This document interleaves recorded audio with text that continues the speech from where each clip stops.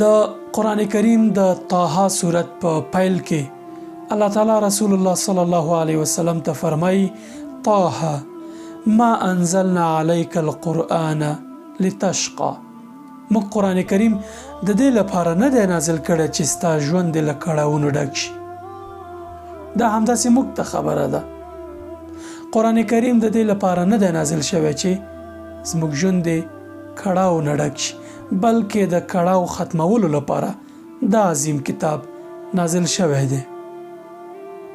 د همدې سورت په وروستیو کې الله تعالی فرمایي فمن اتبع هداي فلا يضل ولا يشقى ومن اعرض عن ذكري فإن له معيشة ضنكا.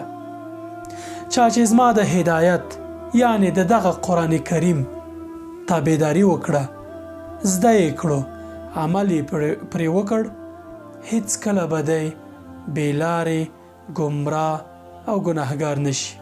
خو الله تعالی بیا هغه چاته خبرداری ورکوي چې فمن اعرض عن ذکري فإن له معیشة ضنکا. که دغه قرآن نه یا دغه کتاب نه یا دغه ذکر نه مخ واړوئ، ژوند به مو کلک شي، له کړاوونو به ډک شي. ضنکا یعنی د دغې موټې په شان به تنګ شي ستاسې ژوند، ستاسې زړه.